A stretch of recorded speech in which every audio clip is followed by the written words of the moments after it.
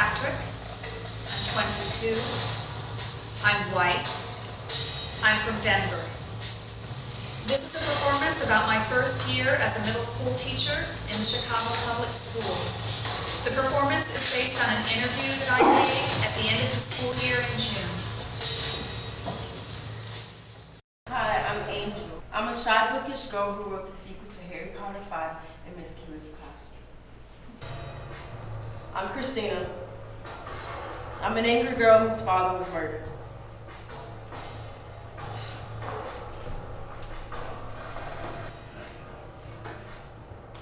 Yeah, I'm Delight. I'm a bad girl who's not gonna make it. Hi, I'm Alicia. I'm a smart girl who's been accepted into a prestigious magnet high school.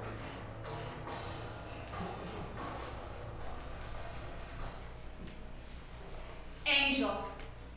She is probably one of my quietest students. Loves to read. When I first got to the school, I came to the school at the 7th or 8th week of the school year. She constantly had a book open. Kids teased her constantly about how she read all the time. I didn't want her to be ostracized by the rest of the kids, and I didn't want her being teased or that much or anything to make her withdraw from the class. Her favorite was Harry Potter. And so I made sure to go out to the bookstore and buy all the Harry Potter books I could to have them in the classroom library, and I would discuss different parts of the books with her, and then I would find other books that I thought she might like. Angel, why don't you read this?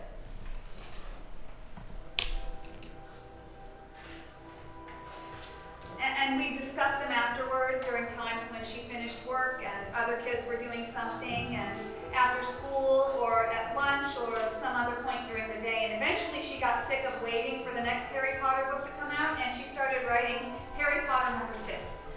And it ended up being 62 pages long. And periodically she would give me the 10 pages or so that she had written so far, and I would read over it and I'd kind of give her feedback on it. And I didn't want her getting feeling like it was like something she had to do for school or tedious. And I wanted to keep her creative instincts going.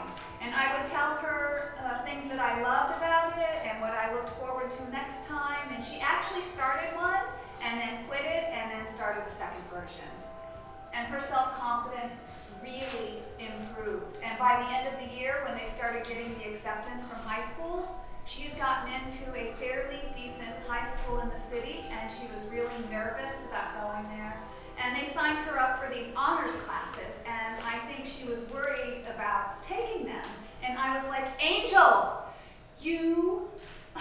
I know that you're going to do these really great things. And this is what I see for you 10 years down the line.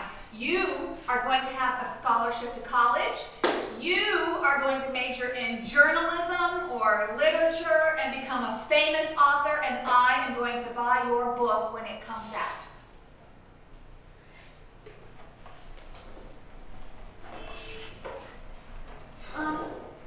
I tend to, well, my school really focused on the 3 main types of writing that they're tested on the state test for, and that's what they want me to focus on. So it's expository, persuasive, and narrative. And I learned a lot this year. It was my first year, and I was really all over the place with my teaching. And so right now I'm thinking about what I'm going to do next year. And so this year, it wasn't extremely good for expository. I tried kind of like writing down instructions for something. So we did the whole, write me instructions how to make a peanut butter and jelly sandwich, pretending that I don't know anything. And so they remade their papers, and from what they said, I tried to make a sandwich, and if it wasn't complete instruction, then I couldn't make the sandwich. And so that was like, I kind of did that expository lesson. And for persuasive, Jean-Baptiste de Sabal was, found in Chicago, and we need to name a street or a building statue after him. Tell me, which one should we do, and how are we going to go about doing it? And this was one of the things that was a real strain and struggle for me at the school. And I was technically the science teacher, and I would have my students for 1 hour in the morning for reading, and then I would go through 3 rotations of the other middle school classes. And I would do writing, or I would try to, but often writing would get displaced by something happening in the school or whatnot. And we didn't actually rotate most days. I would be told that we were going to rotate, so I would plan to rotate, and then at 9:45 or 10 o'clock, when we were supposed to start rotating, the department chair would come down and say, "We are not rotating today." And I would have like 2 seconds to think up an entire lesson plan for the entire day. It was just terrible. And when we were rotating the other classes that would come into me, they weren't even my homeroom. They didn't see me more than maybe once or twice a week. And so their behavior with me is awful because they didn't know me and they didn't know my style, because I might not see them tomorrow. And so any consequence besides just writing them up or reporting their name on a check on the board, and that's not going to do anything. So what do they care? So they're still going to throw their books across the room and break my things. And so I would spend between 20 and 25 minutes of my 40-minute period just trying to get them to quiet down and get out paper and open their books. And so that, it was just horrible. And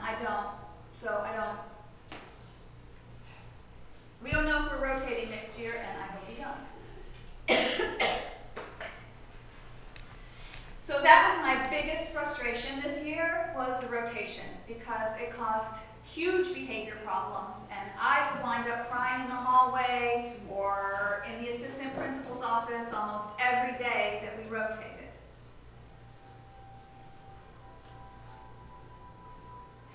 Yeah, I would break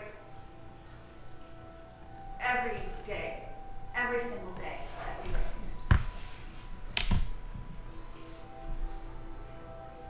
And then I'd go home and I'd call my mom and I'd cry on the phone with her for an hour. And she's a teacher too, but she teaches elementary school out in the Denver suburbs.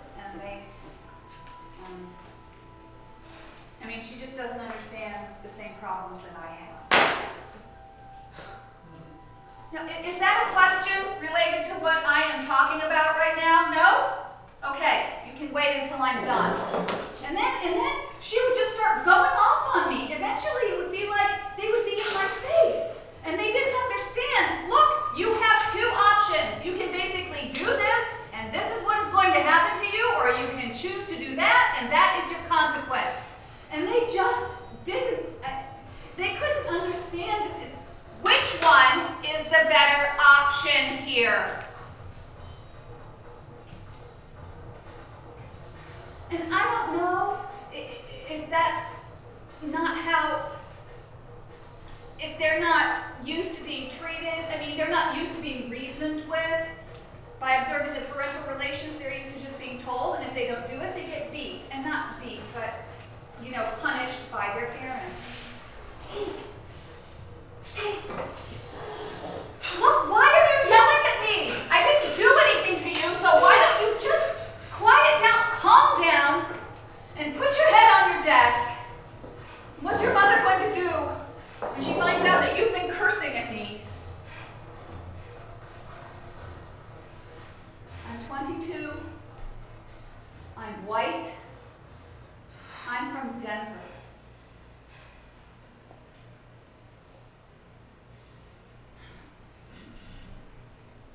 All the other teachers, they're almost old enough to be the kids' parents. They're black. They've grown up in that neighborhood. They know what it is like. I will never yell like a black woman.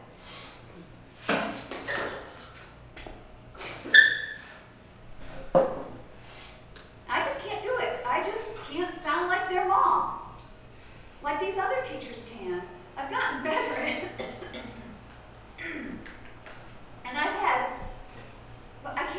can't look toward my mentor and see what she does and be able to do the same thing, because the kids will never see me the way that they see her.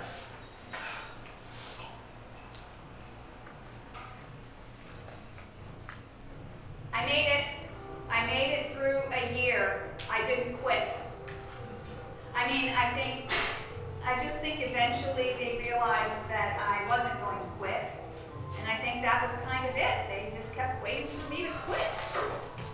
I came back after Thanksgiving, and I came back after Christmas, and I came back after spring break, and they were like, wow, she's actually sitting here. yeah, and then this past week they've been going, Oh, are you gonna be here next year? yeah, I am going to be here next year. Are you really gonna be here next year? I'm going to be here next year.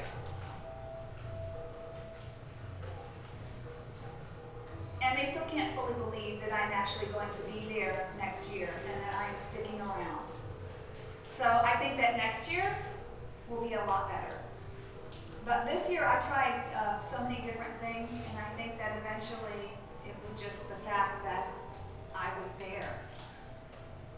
Now, I have had a great education. I went to one of the best schools in Denver. I loved my teachers, and they tried so hard going above and beyond, and I wanted to give something back and maybe help kids who were maybe in a neighborhood, in a high school where that didn't happen as often, and to hopefully get to have that experience of a teacher who might be more willing to go the extra mile.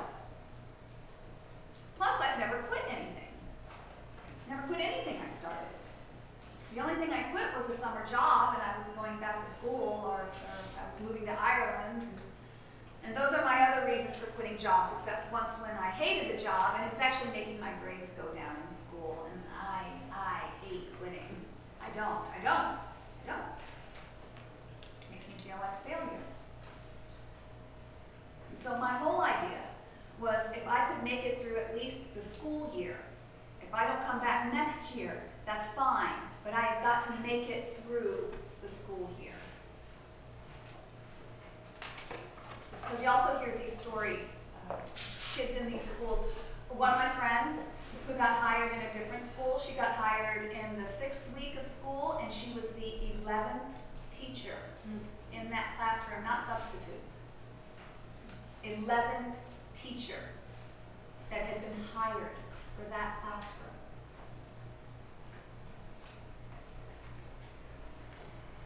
Because I didn't want these kids to sit there and be like, well, nobody cares about our education. Mr. Kilcoyne quit and Miss Kirkpatrick quit, and whoever coming up in here next gonna quit too. And then they would just give up. And I mean, I could make it through. I have support from my friends and my family and the program and the administration to make it through, and I have lots of people pulling for me.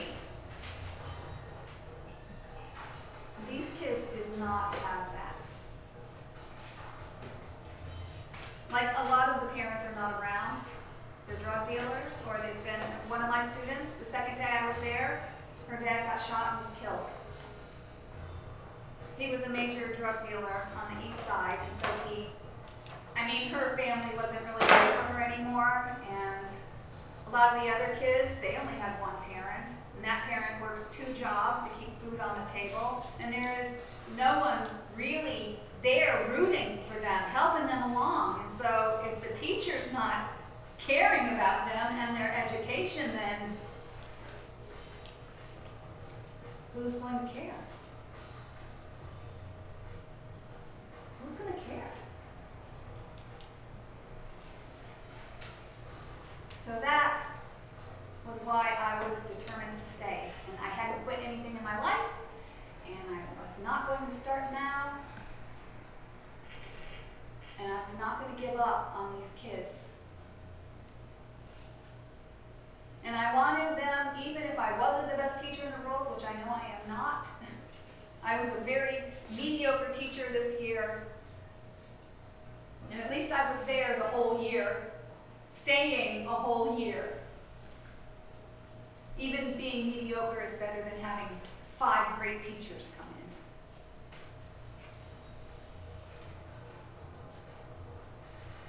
I had another student, Christina, the one whose father died right when I got to the school, and she was gone for 2 weeks out on her bereavement leave, and when she came back, she was very defiant.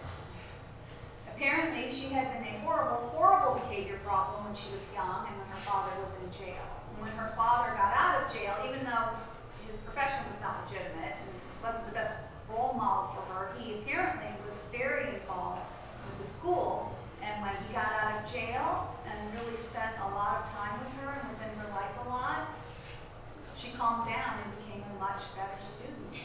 Very, very bright girl.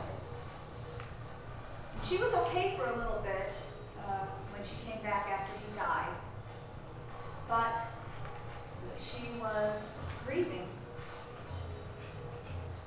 very, very heavily, and you could tell. And well, around her, I also walked around on eggshells because she was just a very loud individual, and she wasn't violent like the other girl, but she was very loud, and she just wouldn't get things like, my school is 100% black. Every single child in the school is black, and she would just start yelling at me. You don't like me because I'm black! What? You won't even let me turn this in because I'm black! Why did I let her turn it in? You gave me an F because I'm black! Well, then why did I also give him an F?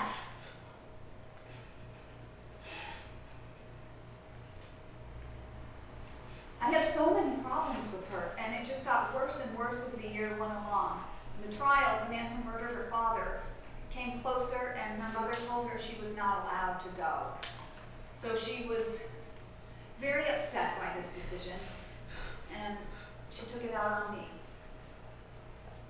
And some days she would come in, and it would be great for a while, and then I would do something that she didn't want to do, and I'd have to take her out because at this point, I was no longer just trying to deal with it in my classroom. No, if she blew up, I would try to call security. And then it got to the point where she would just walk into the building, cursing at a teacher, and the dean of students was usually right next to my classroom. I'd say, Mr. Costner, Christina is at it again, so do you think you could calm her down before she gets into my classroom? And the dean of students would talk to her, but she wound up suspended a lot. And we actually had to send her home during testing. And those are the test scores that determine whether they graduate from middle school. And we couldn't have her then. And it was just very unreasonable, irrational. And I had a hard time dealing with it. Like, I couldn't reason with her. And I could not get her to understand that she was harming other students. But you know what? Fine. I can understand that you don't want to do your work, and I cannot make you do your work. But you are stopping them from doing their work, and they want to do their work.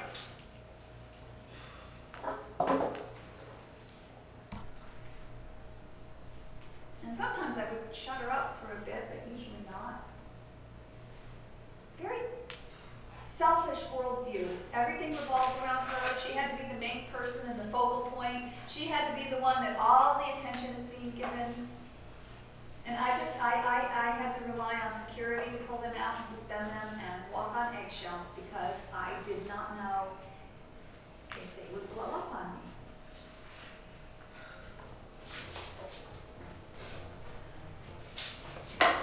Then I had another student, Delight, the third one, who was 15, and she in the 180 days of school, she was absent 108. She was tardy 56 times, and it's not like she would show up at 9:05. She'd show up at like 10:30, and she would be really late for school, and she wouldn't do any work. I think maybe at the absolute most, the entire year the girl turned in 30 assignments. I doubt it was even that high. It was probably under 20 assignments that she turned in the entire year. And I had to call the police on her as well. She had a history of hitting teachers and throwing them downstairs. And so if she threatened me, I wasn't going to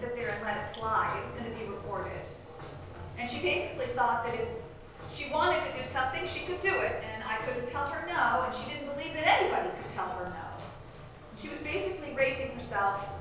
Her mom was a crack addict. Her dad was not in the picture.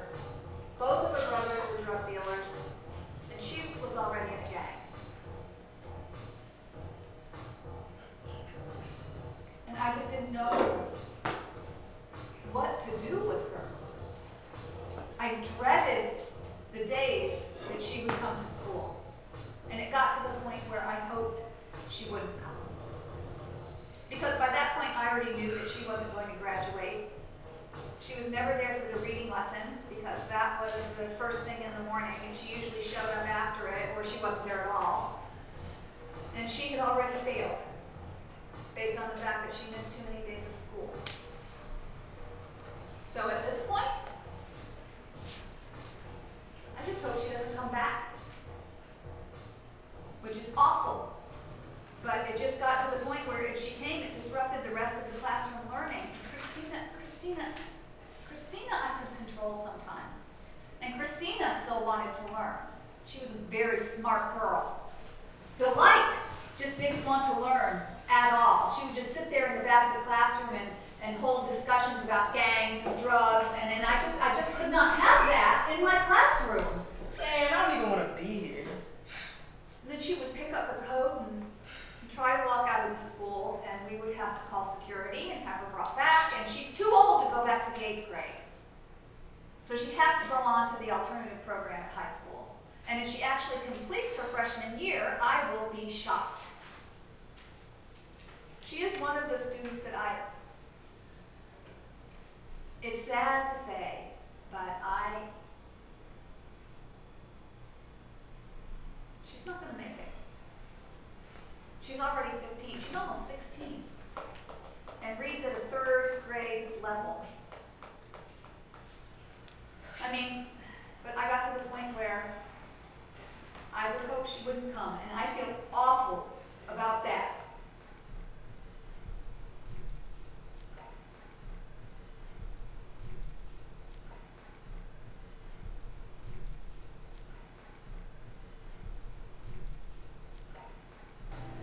And I had another student named Alicia. And Alicia, her mom is very involved in the school. Her mom had a hard time in school. She had to repeat the 8th grade, and I think she graduated from high school, but I'm not 100% certain. And I know she was at least pregnant when she graduated from high school because Alicia is 14 and her mom is 32, so that means her mom had her when she was 18. So her mom had this horrible fear that Alicia would wind up the same way, and she didn't want that to happen. But at the same time, it gave her a low expectation of what to expect from her daughter. And Alicia is one of my brightest students. And she also liked to read. And she would hang out with me after school a lot because her younger sister was in the after-school program, and so she would stay until the after-school program was over to walk her sister home. So she would... Alicia loved to read and would come and talk to me about a book she was reading, and I would, as well with her, suggest other books and discuss with her what she was reading. And we discussed things besides just what she was reading, things going on in the world or things going on in the school and different topics. And through our conversations, I think that she, because when I'm talking with my friends, I tend to use much larger vocabulary than when I'm talking to my students, and that was another thing that I had to change when I became a teacher. I had to learn to, my students know, they don't know what it means when I say, I can't tell my students, go peruse the newspaper because... Peruse? But by talking with her after school, I used some of those bigger words, and she would pick them up and ask me what they meant, and she increased her vocabulary vastly throughout the year.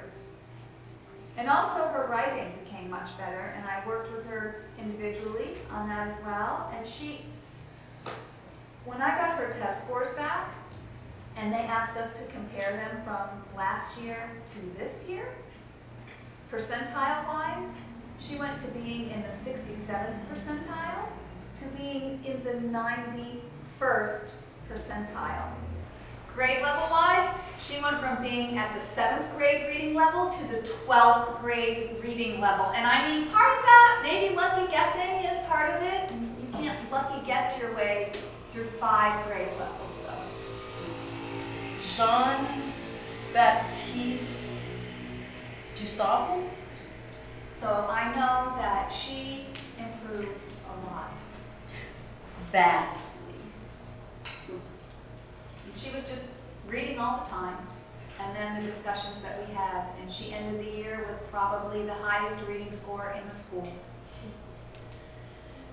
And I was really proud of her when she actually went into the high school she had signed up for. She had gotten into, of the high schools my students are going to, she's going to the best one of the group. And when she went to sign up for her classes, they wanted to put her in all these honors classes, and she was kind of worried about it. And I was like, take the honors classes, Alicia. You will do well in the honors classes. And her mom was kind of worried about it too, and I talked to her mom, and I was like, look, Alicia can handle it. She can do it.